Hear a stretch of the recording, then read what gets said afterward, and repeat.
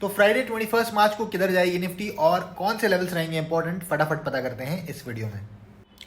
तो दोस्तों हमेशा की तरह एनालिसिस की शुरुआत करते हैं निफ्टी के डेली चार्ट से। इससे पहले हम एनालिसिस में आगे बढ़ेंगे, अगर आप जो पहली बार आए हैं तो फॉलो करना मत भूलिएगा ऐसी डेली मार्केट एनालिसिस वीडियोस के लिए।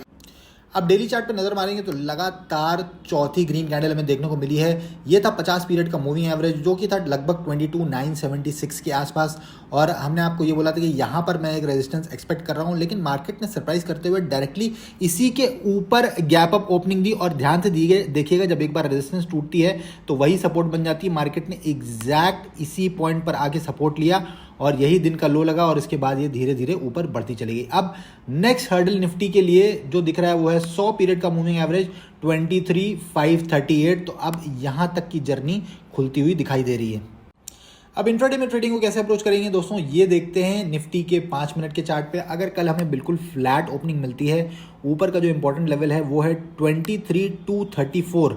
यहाँ पर पहले मैं एक बार, अगर कोई रिजेक्शन साइन मिलता है या कोई शूटिंग स्टार मिलती है या ट्विजर टॉप मिलता है, तो मैं एक बार शॉर्ट करने की कोशिश करूंगा निफ्टी का। जरा सा 10-15 पॉइंट का एसएल लगाऊंगा। नीचे के टारगेट्स हो जाएंगे 23,182, 23,143, 23,022 और 22,954 तक।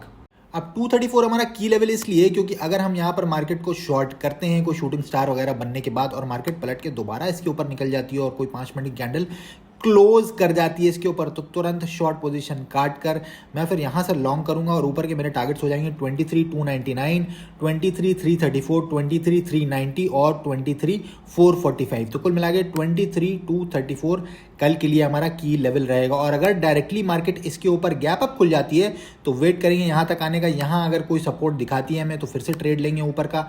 सेम सिनेरियो फॉलो करेंगे। अगर मार्केट निकल के यहीं से पलट जाती है और इसके नीचे क्लोज कर जाती है कोई कैंडल, तो फिर नीचे के टारगेट्स के लिए जाएंगे जो आपसे डिस्कस किए हैं in case of a gap up opening. Flat खुलने के बाद सेलिंग में करूंगा 23,143 के नीचे। अगर डायरेक्टली फ्लैट खुलने के बाद मार्केट इसके नीचे आके 5 मिनट की कोई कैंडल क्लोज कर देती है तो उसी के हाई का एसएल लगा के नीचे के टारगेट्स के लिए जाऊंगा 23,022 और 22,954। ये अब बहुत इंपॉर्टेंट सपोर्ट जोन की तरह काम करेगी, और यहाँ पर अगर मार्केट मिलेगी तो फिर से अपसाइड ट्रेड लेने की कोशिश करेंगे।